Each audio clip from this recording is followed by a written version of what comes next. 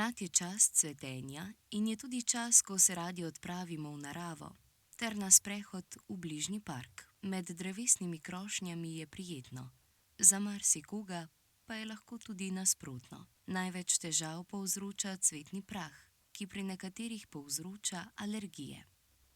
V zraku ga je lahko veliko in je praktično neopazen. Pomladanske alergije so pogost zdravstveni problem, in sicer približno 1/4 populacije ima simptome alergijskega nahoda. Gre za preobčutljivostno reakcijo takojšnjega tipa, ki je posledica preobčutljivosti po IgE mehanizmu.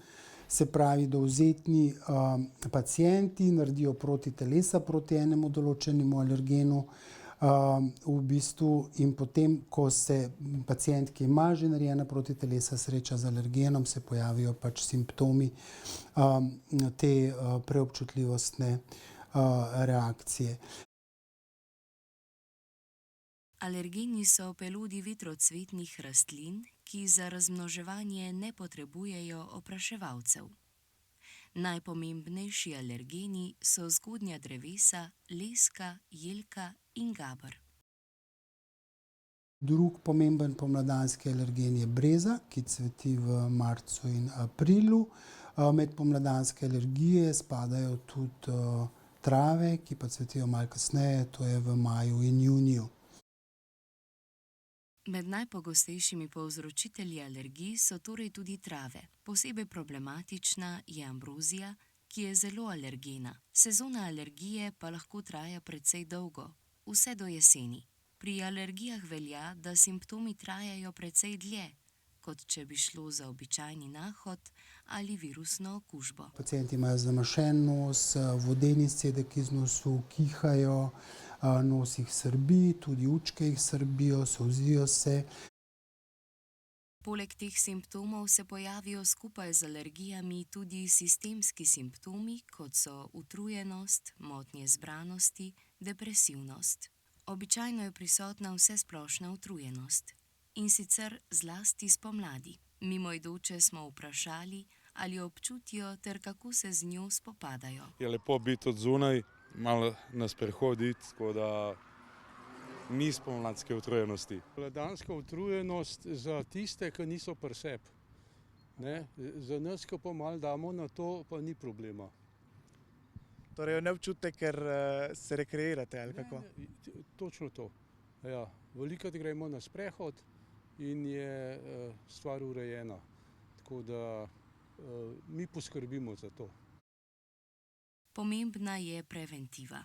Spremljanje količine cvetnega praha, zapiranje oken v času najvišjih koncentracij ter čiščenje. Vse to lahko zmanjša možnosti za alergije. Ob ponavljajočih in stalnih težavah pa je pomembno obiskati alergologa.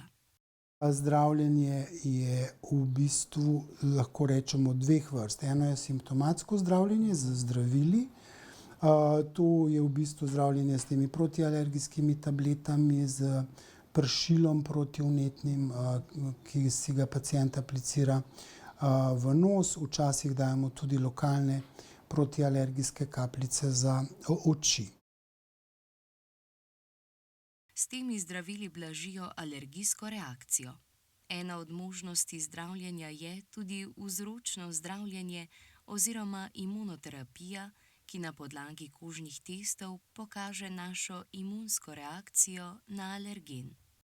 Pri pacientu z imunoterapijo na neki način spreminjamo imunski odziv, tako da mu srečanje s tem alergenom, na katerega je preobčutljiv, ne bo več povzročalo težav.